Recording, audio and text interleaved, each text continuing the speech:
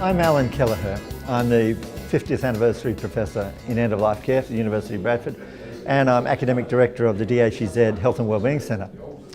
Today I was introducing the topic of compassionate cities and introducing not only the idea of compassionate cities but also the idea that Bradford City Council has signed up to become a compassionate city.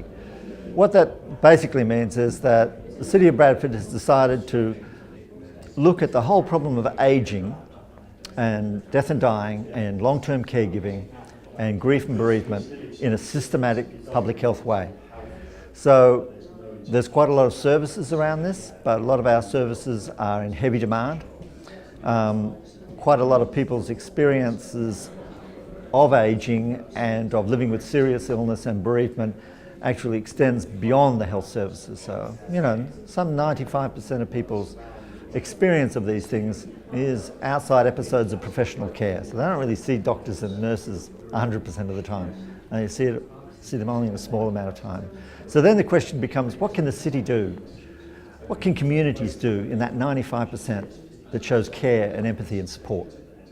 And the Compassionate City Charter was introducing a 12-point action charter that shows workplaces and schools and other important sectors of the community in leadership with the Bradford City Council, what they can do for that 95%.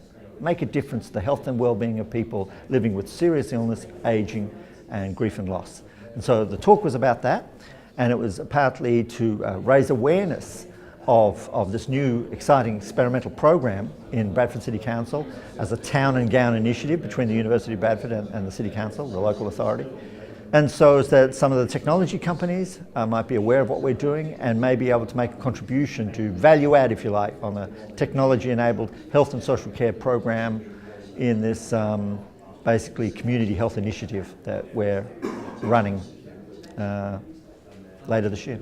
So basically what we're offering technology companies is a group of academic researchers and clinicians who've got a whole series of problems to solve around the issue of increasing social support and care in a community.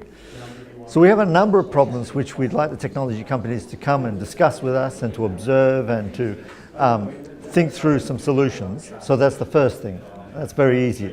The second challenge, I think, for a lot of technology companies is to be able to think about how care can be translated in ordinary use from schools and workplaces rather than technologies for doctors and nurses, technologies for health services. We want them to think outside of health services.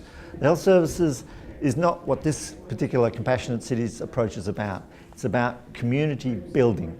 What's the technologies that we can use to enhance community building around support healthy and compassionate communities? So they're the kinds of companies we're interested in. I already know that some companies, for example, have developed little webcams for babies in intensive care so as that the parents can go away at home but they can still be in communication with the child. The mother's voice can be heard by the infant so the bonding can begin even though they're physically separated. We're working with other technology companies, for example, where we're running health and wellbeing programs for those with mental health issues, but they can't come to the college or the university to participate. So we're modifying existing audiovisual technologies, soft engineering if you like, in those people's homes so they don't have to come to the university or college, but they can participate from home.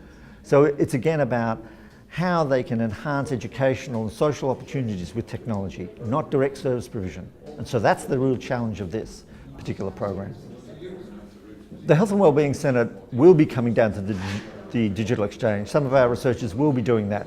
But what you probably don't recognise is that the Health and Wellbeing Centre building on campus, the top floor will actually have technology companies in here. So there'll be an overlap of the footprint from here on our campus. So we'll actually be working with companies on campus, but in addition to that, we'll have research meetings